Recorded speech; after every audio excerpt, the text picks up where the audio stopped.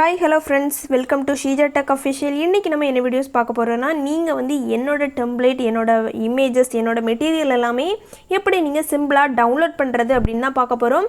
அது நம்ம சிம்பிளா தான் டவுன்லோட் பண்ண போறோம். உங்களோட Google பேஜ் ஓபன் பண்ணிட்டு Sheeja Tech Official அப்படினு டைப் பண்ணுங்க. நீங்க வந்து டைப் பண்ணதும் ஃபர்ஸ்ட் என்னோட நேம், என்னோட வெப்சைட் வரும். அத வந்து நம்ம கிளிக் பண்ண மாதிரி வரும். இப்போ வந்து நான் sheejatechofficial.com அப்படினு டைப் பண்றேன்.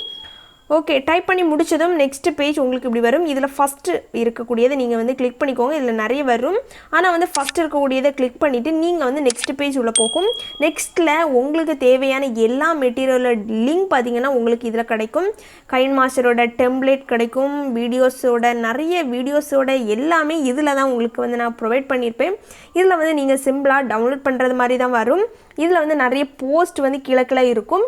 இதில் நீங்கள் தம்ப்நெயில் பார்த்து பிடிச்சதை நீங்கள் டவுன்லோட் பண்ணிக்கலாம். இதில் பார்த்தீங்கன்னா இதை 3 டாட் இருக்கும், அதை கிளிக் பண்ணிங்க அப்படின்னா 3 டாட் கிளிக் பண்ணிவிட்டு நீங்கள் வந்து KineMaster டெம்ப்ளேட் அப்படின்னு அதுலேயே நிறைய செக்ஷன் இருக்கும். அதில் செலக்ட் பண்ணி நீங்கள் வந்து கரெக்டாக இது பண்ணிக்கலாம்.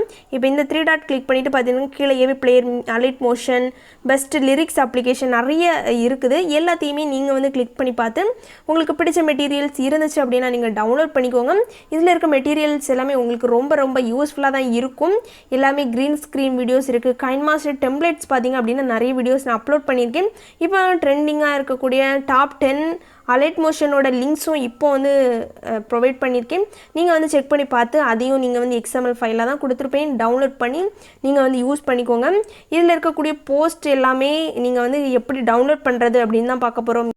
கீழே பார்த்தீங்க அப்படின்னா வந்து கீழே வந்து ஏதாச்சும் உங்களுக்கு பிடிச்ச ஒரு போஸ்ட்டை வந்து நீங்கள் வந்து செலக்ட் பண்ணிக்கோங்க. இது வந்து ஏவி பிளேயர்.